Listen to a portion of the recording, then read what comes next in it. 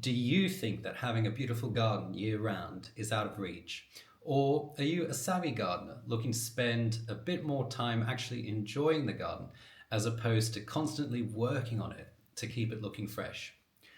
You might think the owners of all the nice gardens you see are spending every waking hour digging about on our hands and knees and watching reruns of Gardener's World. But what if I was to tell you you could have a beautiful garden that pretty much maintains itself, one that you always have dreamt of having with hardly having to lift a finger? What if I was to tell you from all my years of gardening that there exists 7 plants that flower for months that you will probably never have to water, spend hours managing and chopping, and that if you took all the plants on this list and planted them together, you would now have a garden that would turn heads and that you could enjoy year round, great for pollinators, and you'd hardly have to do anything.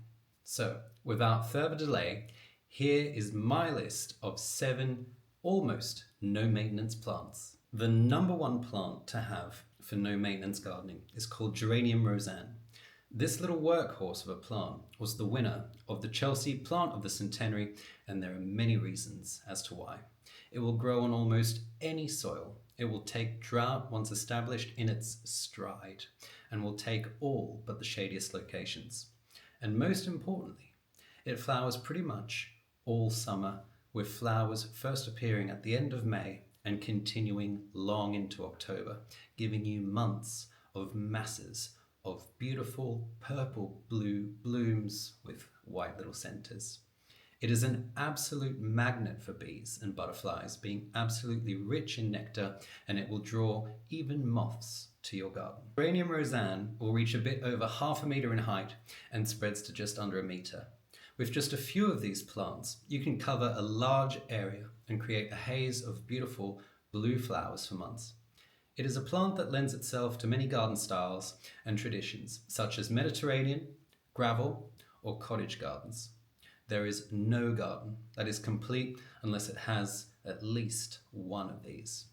And for all my container gardener friends or urban gardeners, it also does well in pots and urban environments and will provide valuable food for pollinators in urban environments. It truly is as though a plant was almost perfectly created with attributes every gardener seeks from a plant in their garden. Second on this list are daylilies. This plant was adored by the ancient Greeks, who gave it the name hemerocallis, which translates to beautiful for a day. Each stem that this clumping perennial shoots up in early summer has multitudes of flower buds on them, with each flower opening in the morning and by the next day will have gone over, only for another to take its place. Each good clump of plant will shoot up multiple stems, giving you weeks of colour from white all the way through to the most brilliant, almost black, rich red. In the right condition, they can be prolific growers, giving you plenty of new plants and flowers, and are very easy to remove when the clump gets too big. The best part about daylilies, however, is their wide tolerance to a multitude of weather patterns. That goes with the territory of being one of Earth's most prolific plant types. Here in the UK, it is an especially good plant if you have an area in your garden that has very heavy soil like clay that gets soaked in winter, but during summer is prone to getting dry and very droughty. Look to daylilies as the perfect plant for these otherwise difficult and unforgiving conditions. Daylilies too will do well in pots, and with the right design will give you a very regal Mediterranean feel. There are many reasons as to why these plants have been heralded since ancient times, and here it is today, still as beautiful and indestructible as ever. Third on this list is Verbena bonariensis. If you want to attract all the pollinators, bees, butterflies, moths especially, then look no further than verbena. It too will handle drought in its stride and most anything you can throw at it. I have successfully grown them in partial shade and in really tough wild zones in my own garden, and they still flower well. However, if you can give them a good amount of sun on almost any soil, they will reward you from midsummer to the end of autumn with these beautiful pom-pom flower heads covered in tiny pollinator-friendly flowers.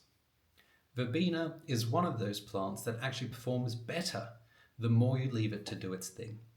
Verbena can be a constant and reliable self-seeder, spreading its seeds and giving you many more of this stunning and majestic plant. Simply don't cut it back at the end of the year, just leave it over winter, and by spring you should start to see little baby verbenas popping up everywhere, attracting even more bees and butterflies to your garden. However, if you don't, for some strange reason, want any more of them, they are incredibly easy to pull up and discard. An extremely forgiving plant, verbena has quite thin stems, so when it comes to design or fitting them into your garden space, they can thrive even in the tiniest of spaces.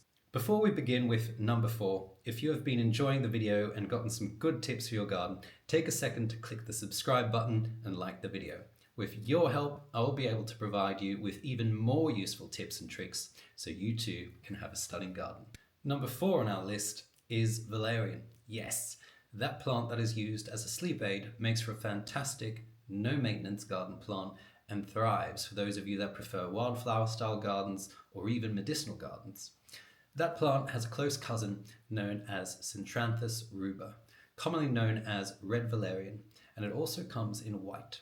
And when you see a plant not only growing through pavement cracks, but growing well, flowering beautifully and thriving, then that definitely piques your curiosity.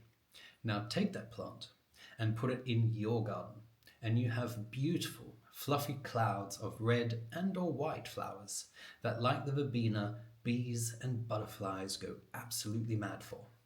This garden variety of valerian is one of the easiest plants to not only grow, but to propagate as well.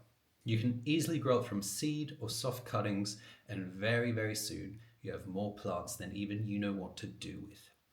Like the number 1 plant on this list, geranium roseanne, it can flower and flower and flower. From May, it will shoot up loads of flower heads that will keep going until midsummer. And then if the only thing you do to it in July is cut it all the way, then by the time autumn rolls around, you will have another massive display of flowers all over again. I cannot stress enough how easy this plant is to grow and how huge the payoff is, not only in giving you such a tough and undemanding plant, but just how beneficial it is to insects and wildlife. I believe no garden should be without it. Another tough garden favourite and absolutely battle-tested is 5th on this list, Alchemilla mollis. This was a plant absolutely adored by the ancient Greeks, and its common name is derived as such due to the hairy leaves that capture water on them, forming perfect little beautiful beads of water, known as lady's mantle. This water was revered by alchemists as having perfect purity as drinking water. Apart from this, alchemilla is often seen in commercial landscaping for a reason. It is incredibly drought resistant and will come back with impunity year after year, even if you have absolutely neglected it. From my own personal experience, I planted a few of these under an evergreen shrub in extremely poor soil as an experiment, and then left them unwatered. Now, I thought they had died and they were never coming back. However, the following year, to my surprise, in spring, all the alchemilla I had planted had come back. Like the daylily, it can also cope with areas in your garden that get a bit soggy in winter and very droughty and dry in summer. Its chartreuse coloured flowers accent every single other plant on this list beautifully, forming a common, long flowering, no maintenance combination with geranium roseanne. Those two, planted in big drifts or patches, is one of the simplest and no maintenance things you could have in your garden and will make your space look like a Chelsea flower show winner. For number 6, I'm going to include a grass here, and not just any grass, but one of my top 2 favourite grasses, and that is Calamagrostis acutiflora Karl Forster. Don't worry, it's commonly known as feather reed grass. It forms a beautiful upright fountain with gorgeous brown tinged seed heads that remind you of farm fields or autumn harvests. These seed heads also make for perfect accents to flower arrangements or provide a stunning bouquet all on their own. Now, this inclusion might seem out of place on this list until you realize what a beautiful combination this grass forms with verbena and all the other plants on this list. Due to its shape, in terms of garden design, it can act as the perfect structure or rhythm for your borders or even container garden. Grasses can provide invaluable living space for all sorts of insects, and like the verbena, can actually be very beneficial if you don't cut this down and leave it over winter, providing beautiful seed heads that capture the low-lying sun or glisten when frosted over, and importantly, provide shelter for insects over winter. Calamagrostis will take almost anything you can throw at it in terms of soil, and it will take drought in its stride. It's also tolerant to a range of shadier conditions as well, as I've personally grown one in pretty much part shade. There is no garden style where this looks out of place. From Mediterranean to meadow to even jungle or exotic, it is a striking plant that is worthy of your attention. And finally, the last plant for a no maintenance, no fuss garden. Now, there are a few plants competing for this spot, but in the end, I had to go with yarrow. Yarrow comes in a few different sizes and a color gamut that ranges from white to lilacs, all the way to yellows and reds. Now, like the verbena and the reed grass, you can choose to cut down the old stalks in spring if you want, but it's also unnecessary for true no maintenance gardening, as the old flower heads provide shelter for insects over winter. Yarrow is a natural in wildflower meadows and borders and will thrive even in the poorest, unenriched soils. Oh, and it'll also take drought super easily. They have a wide variety of design uses, but are most at home in natural or wild planting styles.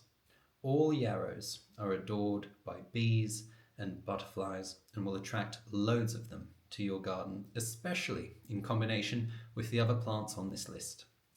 Like the verbena as well, all yarrow will self-seed freely and within a year or two give you many, many more plants without having to spend your hard-earned money. One type of yarrow, which if you have seen some of my gardening vlog style videos, is featured heavily in my prairie style meadow. And that one, of course, is called Alchemilla flippendula cloth of gold. It makes these beautiful, vivid yellow flowers, which I can assure you, each flower head lasts for weeks and weeks and weeks.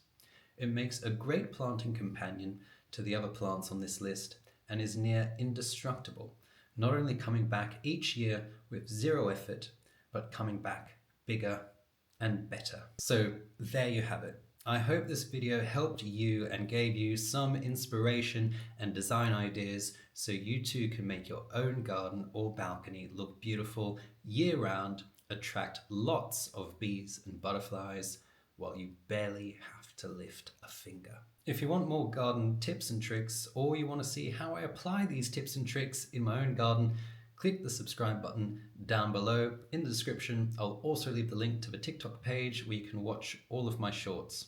If you have any questions, ideas, or feedback about what you've just watched, leave a comment down below and I'll try and get back to you as soon as I can. So until then, cheerio.